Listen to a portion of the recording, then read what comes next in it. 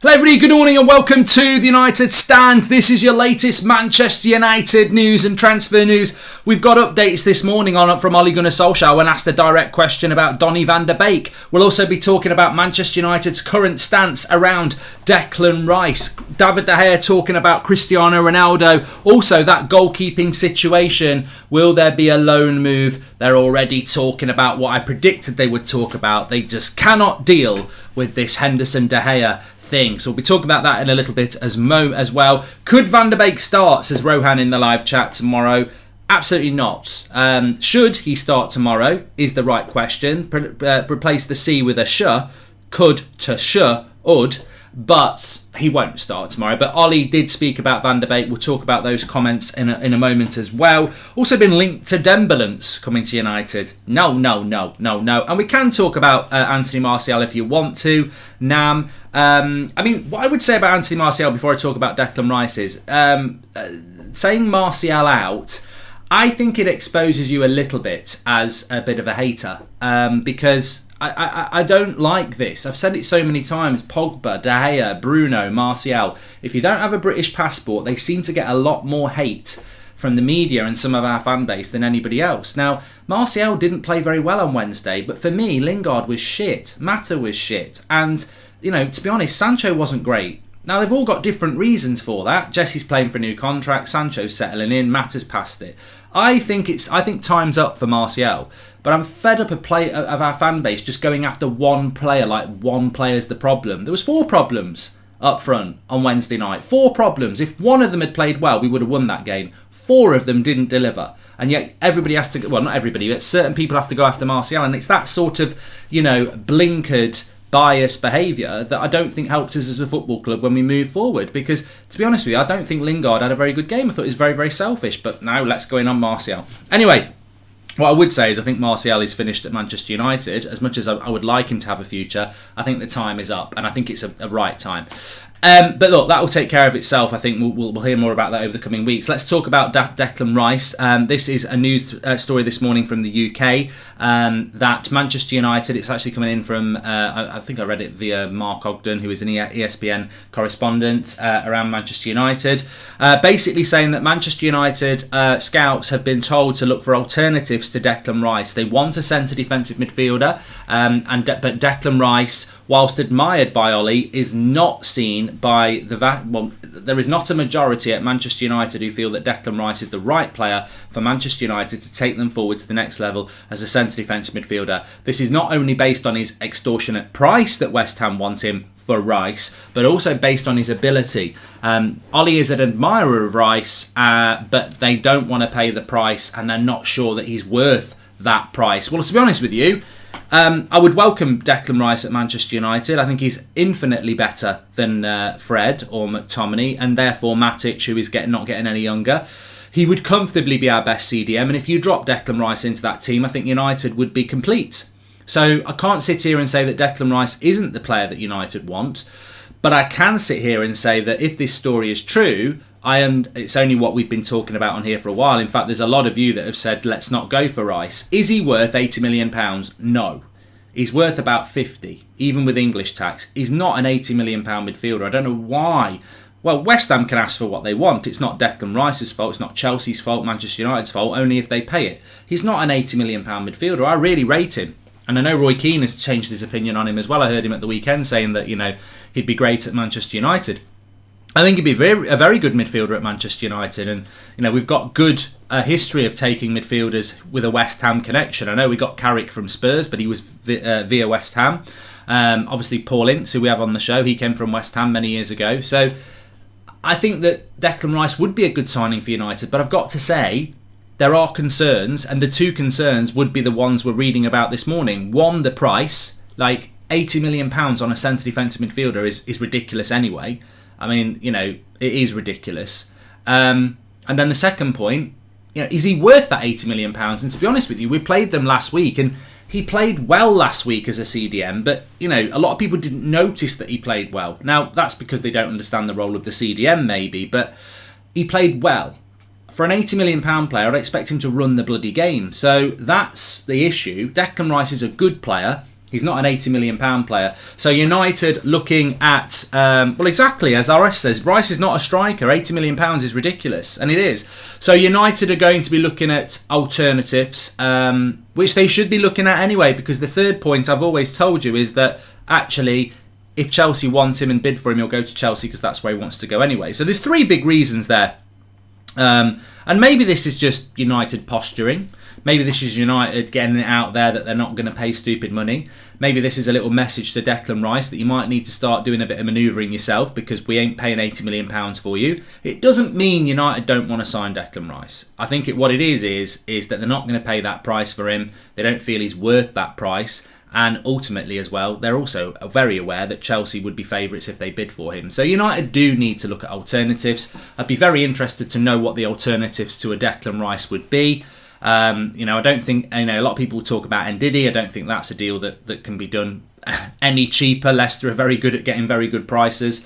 So then you're going to have to start looking at other options, and people will automatically talk about people like Chermini at Monaco, who'll be a lot cheaper, agreed, and I think he probably fits the profile more of what we need at United. But obviously there would be that adjustment period. Declan Rice has played in the Premier League for the last couple of years, so I'd watch that with interest. Obviously I'm a big fan of Basuma and I think he can do that role, but I'm encouraged that United are looking at alternatives, because you can't have your eggs all in one basket, or you can't have your rice all in one basket, and it'll fall through the gaps of those little metal grids. We'll end up with nothing. Don't put your rice in one basket because it'll fall out. I'm talking about them metal baskets that you get from like Tesco or Iceland or Asda. I don't want to be exclusive. If Fred's worth 50 million to United board, then I'm sorry, Rice is worth 250 million in that case, says Sean Turner. Well, yeah. Which is why we shouldn't be boxing or shopping like that anymore, Sean, should we? So, look, that's the story this morning. Declan Rice to Manchester United. United looking at alternatives because of the price. They don't feel he's worth the price, which is right. The price is not right for Rice. It's too expensive. I'd pay 50, 60 max. But West Ham are going to want 80, which is silly. But that's the power the club has when you have a player on a long-term contract. Look at the situation that we've got with Pogba. If Pogba had 4 years left on his deal and he wanted to go and clubs wanted him, I think United would have every right to say we want 80 million. We don't have 4 years left on his contract. Effectively, he's got 4 months left on his contract, because in January he can talk to anybody outside the Premier League, which is where he's going to go. A lot of people saying Basuma in the chat, Wiseacre and Anwin as well. Luke Julian with the super chat, thank you very much. He says, hi Mark, can you talk about Sancho? I just think we aren't using him probably. He's probably like a Donny player, says Luke Julian. Well, it wasn't going to be my next topic, but being as you've done a super chat, I'm more than happy to bring this in. So, look, I heard the comments of Solskjaer after the game on Wednesday night, and he basically was talking about the team, and he said, I can't fault the attitude. They're lacking in quality, but not in effort. Rhythm, confidence isn't there because they haven't played enough games. Now, I thought this was a general statement about the whole team. There's a quote this morning that this is, I think it was in the Manchester Evening News, and they're saying that this was directly attributable to Jadon Sancho and Donny van der Beek from the mouth of Ole Gunnar Solskjaer when he was asked a question by Jan Arge Fjortoft about Van der Beek and Donny. Now, I thought it was a general statement, but apparently the Manchester Evening News are saying it was actually from a statement from Fjortoft, who asked Ollie about Donny and Sancho, and Ollie said this, they're lacking in quality but not in effort. The rhythm, confidence isn't there because they haven't played enough. Now, interesting, because I think that answers the question or the super chat of Luke about what the thoughts are about Sancho, because I think Ollie is right. I think Sancho is lacking the quality because he's lacking rhythm and confidence because he's not played enough games in the Premier League. Totally agree with that. I'm not worried about Sancho. I think that if anybody knows anything about Sancho, we've probably seen he's probably at about 30%. He's way below the player he is. So I can't judge a player who I know is better than that. It doesn't mean he can't flop at United. Any player can flop. Cavani could have flopped. Ronaldo could flop. Bruno could have flopped. We've had plenty of flops. There's no guarantee just because you spend a lot of money on a player that they're going to work out. Look at look at Hazard at Real Madrid. It's just not worked out the way they wanted it to, and even though he's a quality player. So, look, Sancho might not work out, but I'm not concerned about Sancho. I think it's early days, bit of pressure, young player, got a lot to get used to, probably not being helped by the fact that we should just be putting him on the right wing, but Greenwood's there and Greenwood deserves to start, so you can't argue with that. So, no, I've got no problems about Sancho. I am a little bit surprised. Saros says, I feel he can be worth 80 million like Maguire was, but not pay up front with add-ons like the previous deals. Thanks, Saros. Talking about Declan Rice there. But if Ollie's saying this about Donny van der Beek, he's lacking in quality but not effort, so the rhythm, confidence isn't there because he hasn't played. That works for Sancho, it doesn't work for Donny. I mean, Donny van der Beek was a lot of people's man of the match on Wednesday. And also, if you're saying that he's lacking quality because he's not playing enough games, he's been here 18 months, Ollie. Like, you've got to pick him. So I'm not convinced about that quote, even though I've read it this morning and that's what it says. But I don't think you can say that Donny was lacking quality. You know, that he would have had a world-class assist if Greenwood had scored that goal when he first came on. I thought his passing was very good. I actually thought Donny van der Beek was one of the only players on the pitch that looked like he did have quality. So I don't agree with Ollie. If he's saying that Donny's lacking quality but not lacking efforts, it's about confidence, this, that and the other. I thought Donny played very well for a player that was very rusty, and it was his first 90 minutes of the season. So, as I said, going back to that question at the start of the video, could Van der Beek start instead of Fred tomorrow? Absolutely zero chance. Like, Van der Beek probably won't even play a minute tomorrow. In fact, God knows when we'll see Van der Beek again. That's the sad thing. I think that the performance he put in on Wednesday, if I was in charge, I would be like, wow. And that's going in rusty karaoke. Like, if we can give him more game time over the next few weeks, he's going to get better and better. It's frustrating, I know. A lot of people have said this. I think we spoke about it a couple of weeks ago. To me, with Donny van der Beek, it's very clear that the more games he plays, the better he will become. Like, he needs game time.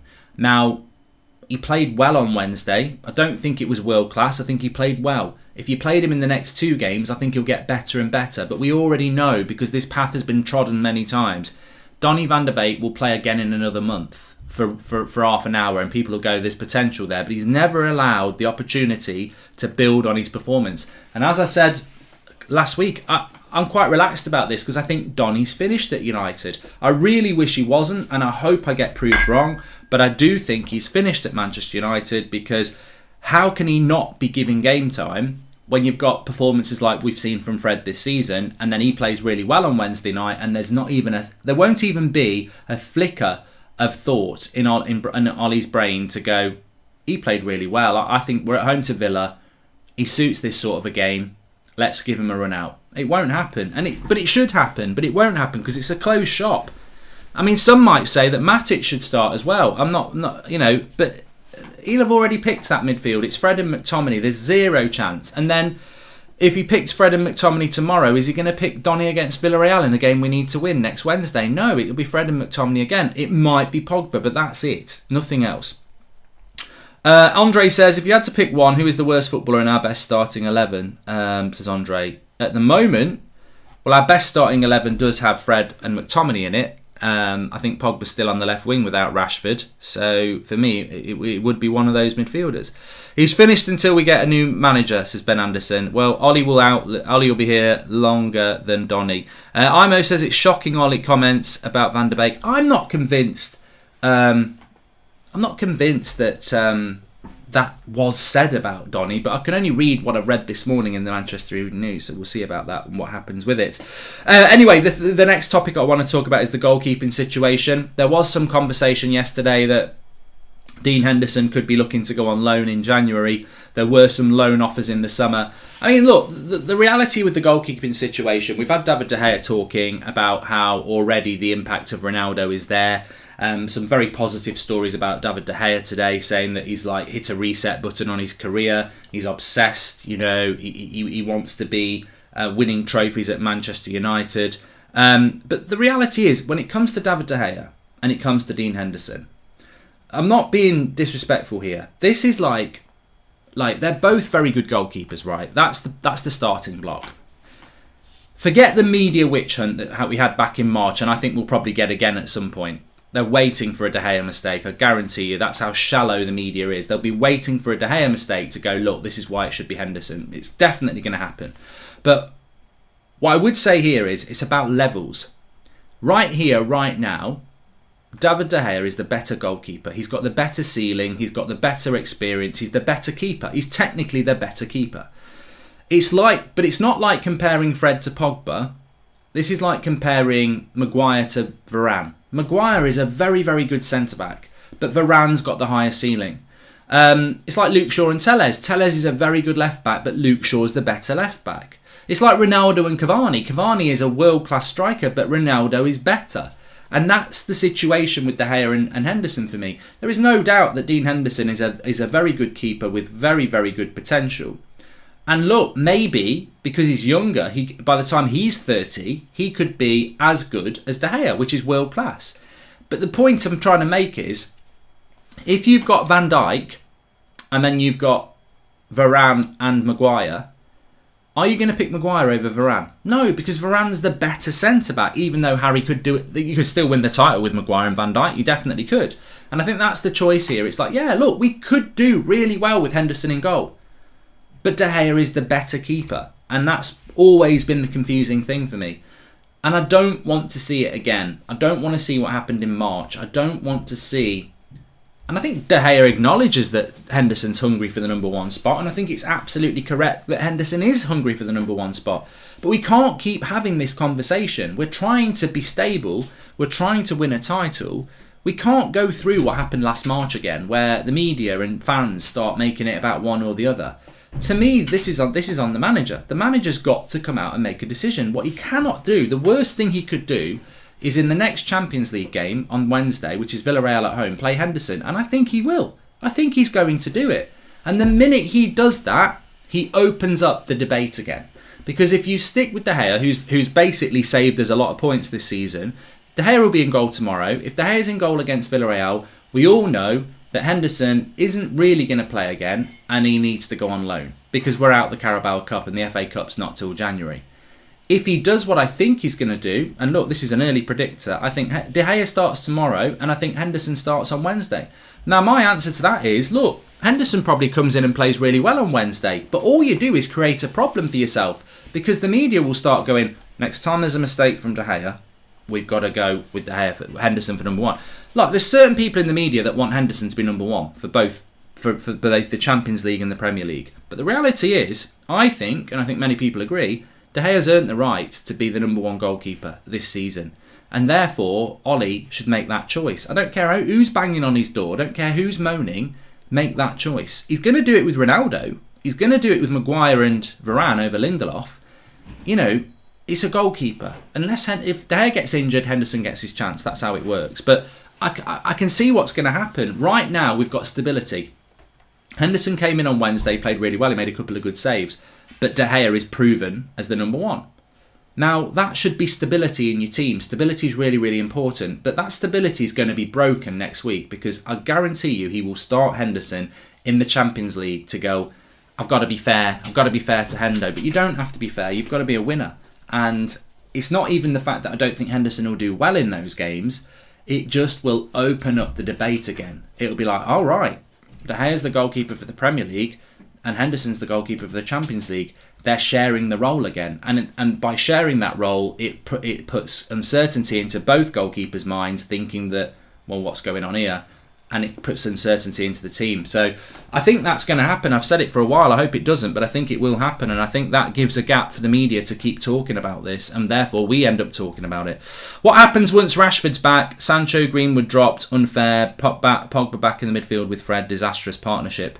Says Karash, thank you very much for your chat. Rashford's not going to be back until after the international break, so we can talk about that then. The comment from Ollie wasn't towards Donny and Sancho, it was aimed to all the players with few minutes, says Edwin. That's what I thought in Edwin, I did think that, but Manchester Evening News are quoting it as Fjortoft asking Solskjaer a direct question about Sancho and Van der Beek, when I always thought that quote was in relation to the collective. So it might be just the way they've worded it. But Ollie's press conference, Salish, is this afternoon. I think it's at about 1 o'clock today, so we'll be live reacting to that.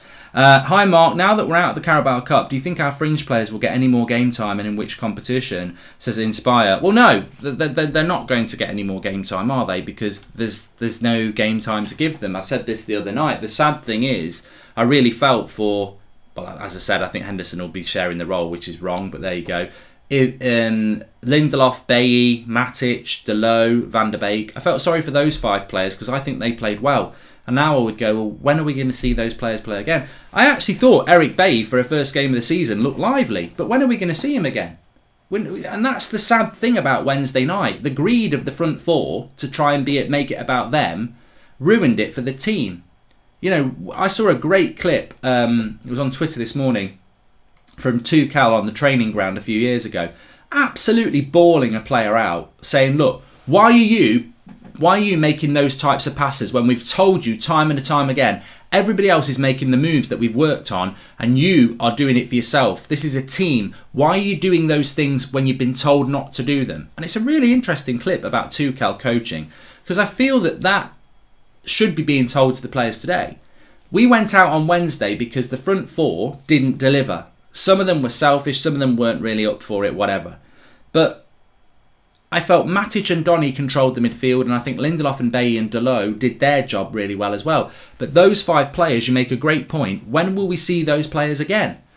The Premier League, as we know, is relentless in the fact that we can't afford to slip. Last year, we lost at home to Sheffield United. We could lose any game in the Premier League. Brentford, Norwich, any game. You've got to go with your strongest team in the Premier League. And in the Champions League, there's no room for error now because we lost to young boys. So we can't go, oh, we've got young boys at home, let's play Bailly and Lindelof at the back and start Matic and Donny and Delot. We can't do that. So I think that loss on Wednesday night is catastrophic for certain players who probably deserve game time but won't be getting any game time now. I can't see where Eric Bailly starts. Delot will start next Wednesday because we've got no Wan-Bissaka. But, you know, again, I can't see Van der Beek getting any game time either. I think it's going to be very difficult. Martial certainly won't be getting any game time either, which some would say is deserved. Stevie G is our manager in an Ollie mask, trying to get us relegated by playing McFred and Hendo over De Gea. I hope you and yours are well, Mark, says Luke82. Thank you very much. And glad Rashford has a well-deserved rest after surgery, hoping we can see him back to full fitness. Interesting to see how Ollie uses the front lineup, says Reese, who's been a member for 5 months. Thanks for all the members who were putting their chats in, by the way. If you want to be a member, you can click the join button. Ollie is still learning. Ronaldo and Varane know it, says I am. And you can watch the interview on Fjortov's Twitter handle, says Felix. Well, I don't know whether there's a bit of clarity on that or not. Let me just have a quick look. You know, we are live. Let's have a look. Ollie will be doing his press conference at lunchtime. Yes. I mean, look, whether we get any decent questions or not is another matter. We got one decent question last week about the midfield, but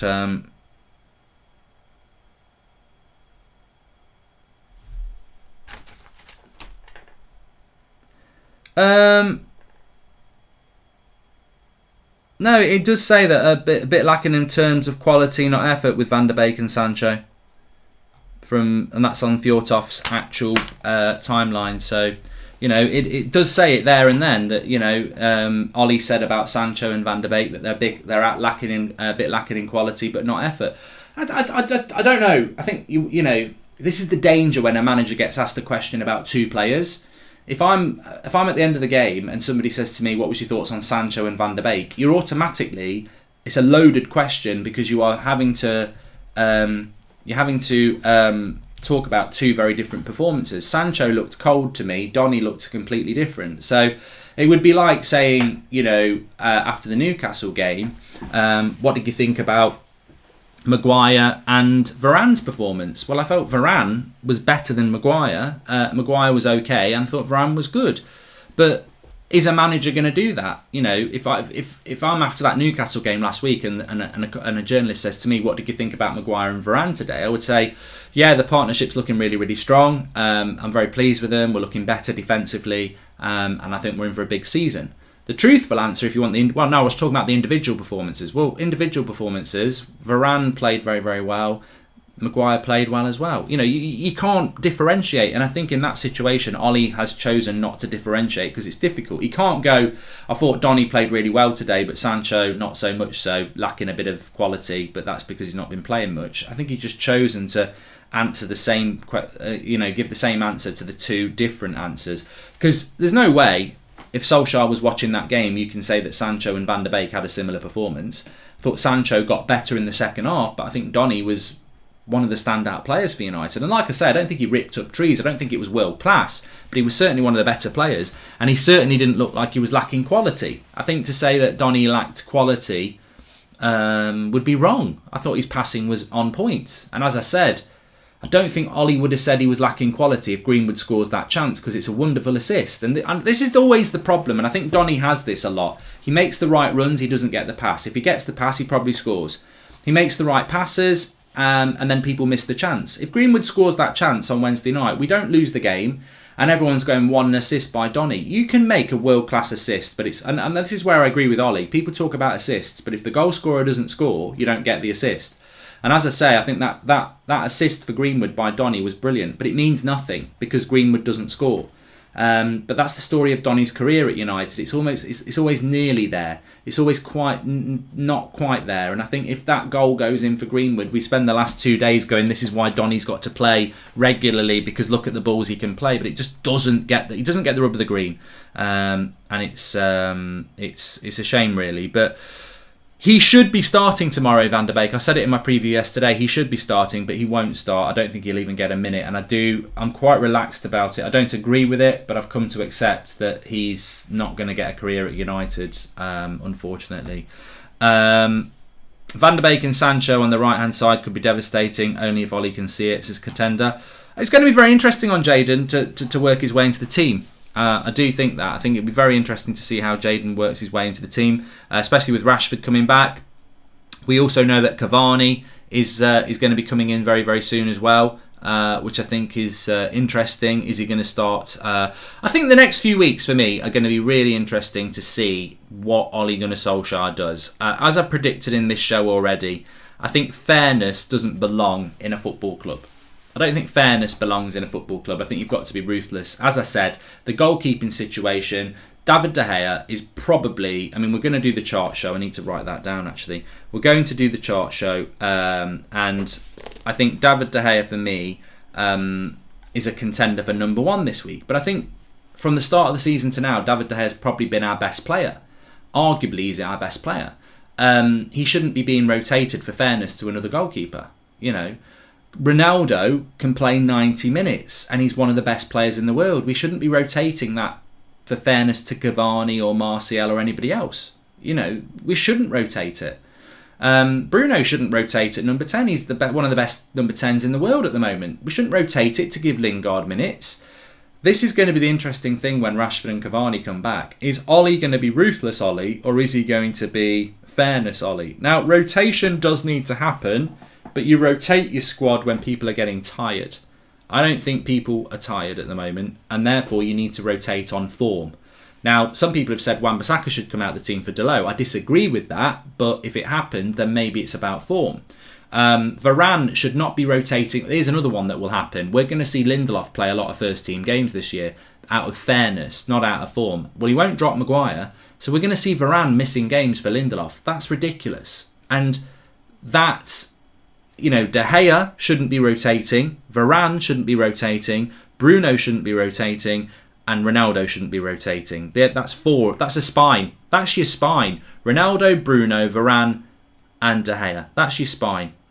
Unfortunately, we don't have a midfielder to play behind Bruno, but they shouldn't rotate unless, you know, it's Christmas time and we're playing 2 games in 3 days, or they ask for a rest. You know, keep an eye on the fitness side of things. But I think we will see that rotation. I think Ollie's got to be very, very careful about fairness. I don't want fair rotation. I want rotation because of fitness. I want rotation because of form. 2 Fs, not 3. I don't want it on fairness. It's not about fairness. We've got to be ruthless, and hopefully we will see that. I feel Ollie wants a midfield with more tenacity and defensive-minded, thus Fred is picked. Van der Beek is actually good as he fastens the pace with more forward passes, says Tristan. I'd still keep Martial at least to play him as a winger instead. Always remember that Tony Martial will definitely score again, says TJ Sherman.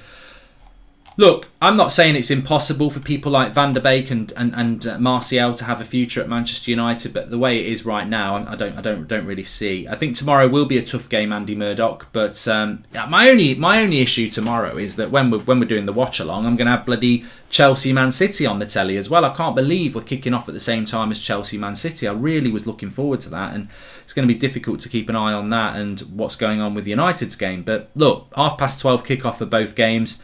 12:30 kickoffs can be a bit of a pain in the arse, but I think we will get the win tomorrow. I'm confident of that. And I think, obviously, we do need to win games like this. We're saying it yesterday. There's a bit of pressure on United because these next 3 games, we need to win all 3. We're out the Carabao Cup. Not massively bothered about that, but it is still an opportunity gone. And we could be out of the Premier League. One thing I don't think people realise is everything's going well at the moment in relation to the league. We're joint with Chelsea. We're joint with Manchester United. With Manchester, we're not joint with Man City. We're joint with Chelsea and Liverpool. But because we're joint with them, everything's fine. If we were to take 2 points from the next 6, in the next international break, we'll probably be 4 points off the top.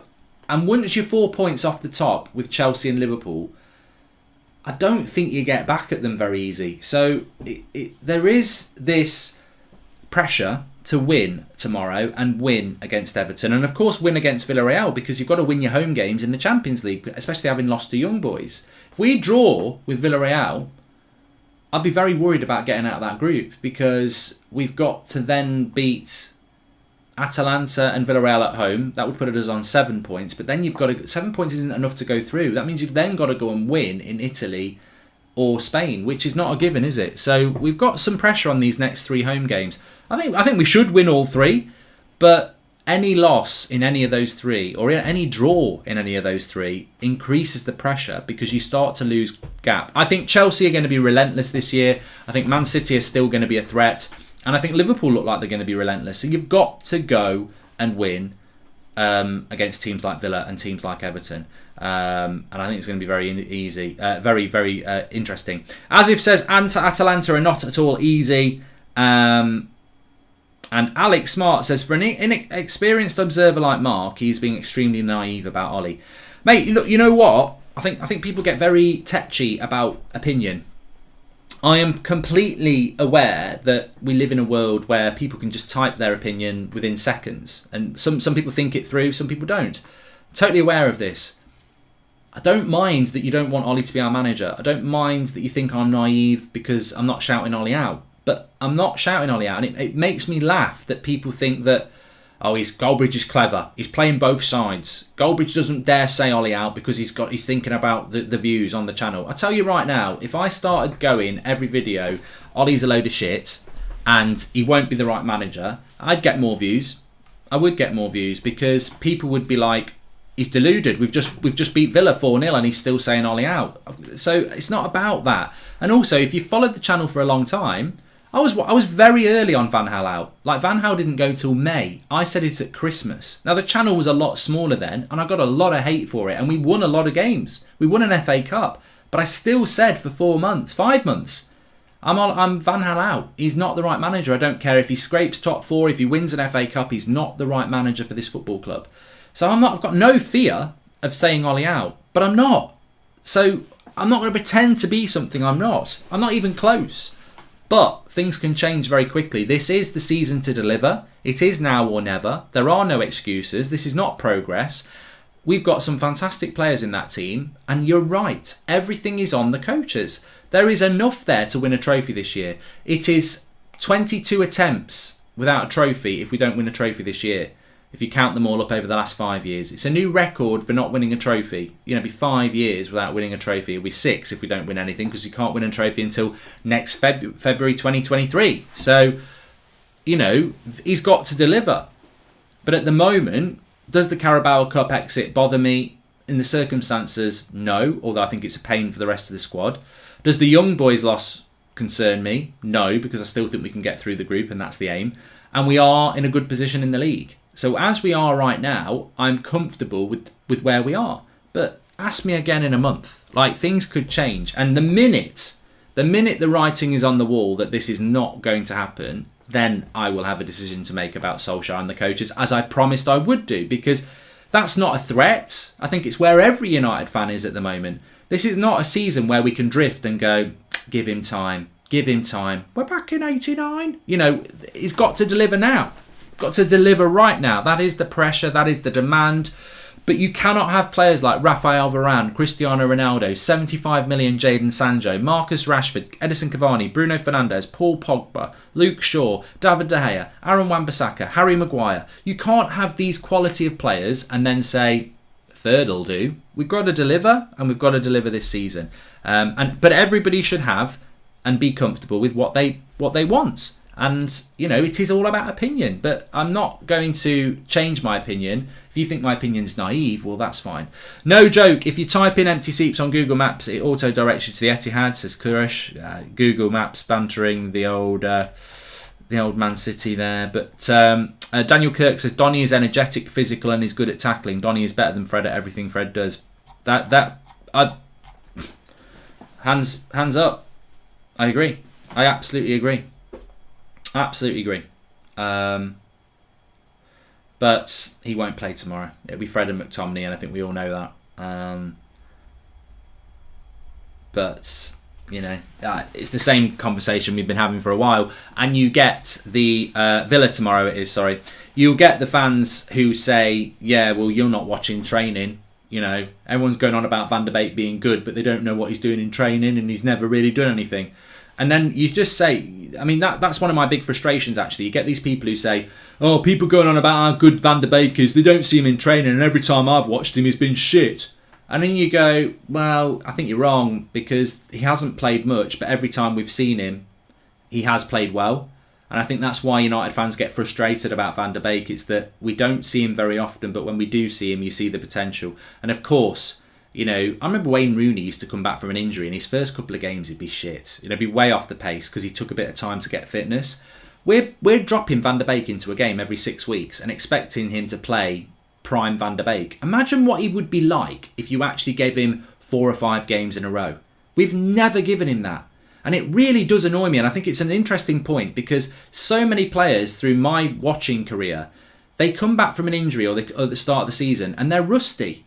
And it takes them 3 or 4... I mean, I think Maguire's been a bit rusty. I think Luke Shaw's been a bit rusty. I still think they're fantastic players. And yet, with Van der Beek, we drop him in the team and he's got to deliver on that 90 minutes or on that half an hour or you're out the team for 6 weeks. The treatment of Van der Beek is appalling. It's so clear there is a good player there. And it's so clear that he needs to play 3, 4, 5 games in a row to get better. And I would query, is this why he doesn't get 3 or 4, 5 games in a row? Because they're terrified that he will go and do well, and then it proves everybody right and the coach is wrong. But you know what? On Wednesday night, he did play well. So all these people who say, well, Van der Beek, you know, you don't see what he does in training and, you know, he's crap when he does play. The last game we played, some people gave him man of the match. I thought he played very, very well. He won't play again. How is that right? And yet Fred has played pretty shit all season, but will start tomorrow. That isn't right, but we know it's going to happen. And you know what more can we say? What more can we say? Ollie knows what team he wants to pick. He has the right to do that. He is the manager of Manchester United, and he has to pick the team he wants to pick. And we'll see what happens in relation to that. But I would love to see him play Van der Beek more often, because I think the more he plays, the better he'll get. And as Daniel Kirk said, I think Donny is a better tackler. I think Fred's tackling this season is crap. I think he's more physical. You know, I've seen Fred getting bounced by right backs, bloody, you know, all sorts. He's definitely a better passer. He's definitely got a better reading of the game, and he's definitely got better positional sense. Well, Fred's playing as a 6. I don't think Donny is a 6, but I think he's got every attribute better than Fred, apart from Fred's probably quicker. Ollie said that Donny lacks quality, which implies Fred has those qualities. Can you explain what those qualities that Fred has that Donny doesn't? Well, Raven, thanks for the super chat. I think I've just explained it. I think Fred might be a little bit quicker. That's all. That's all. Man United manager picks Fred ahead of Donny. Joke, says Jay Ling's fan. Well, hopefully we'll get a question in the press conference again about why Donny van der Beek can't start a game for Manchester United when he clearly has the attributes to play. And many fans feel that he has the better attributes than Fred, who's, you know, publicly come out and said he's learning the role. You know, I've got to learn to take the ball better from the back four on the turn. I mean, what a prat. What a stupid thing to come out with. You're playing as the number 6 for Manchester United and he's doing a public statement about he needs to learn the role better. He needs to learn how to pass better. He needs to learn how to read the game and take the ball off the back four better. Well, he does, honesty, but it exposes the fact that he's not up to the role. Hopefully we can get Fred back though, because I do think there is a player in Fred, but at the moment he's been woeful. So the only way is up, as Yaz once sang. Anyway, also, just very, very quickly, if Donny is bad, why are United fans singing his name? Also, did you see what Noble said about Lingard, says Daniel Kirk? Yeah, he said that he dived. I mean, at the end of the day, I'm not really bothered about that. FIFA Career Mode is back. You can check it out through the link in the video description. FIFA Career Mode is back. Episode 1, Manchester United. I've started the season. They're exactly the same games. We start off with Leeds, then Southampton, Wolves, Newcastle, obviously Champions League game in between that. So check out the first episode. It's a highlights, link in the video description, first 20 minutes. I do it live on Twitch at 3 o'clock, and then there's a highlights package that goes up on the That's Football YouTube channel. If you're into all of that, check it out. There's some big moments in there from, GOATs of the United squad. Sue does make an appearance, and Dave does save, so watch out for it. Donny should sign up with Raiola to get respect he deserves from the club, says Turaj. I think he's tried that with his agent, hasn't he? Anyway, thanks everyone who's been watching. Smash a like. We'll be live again at lunchtime for the reaction to Ollie's press conference. And obviously, we've got the evening show for you as well. Preview's already up on the channel. Do check out Ben says, do you think Varane and Lindelof would work better in the FA Cup? Well, the FA Cup's a long, long way away. January FA Cup. Might be in a very different situation in January. But check out the FIFA Career Mode. It's well worth a watch. I think you'll really enjoy it. Links in the video description. And I'll speak to you all in a bit. Thanks for watching.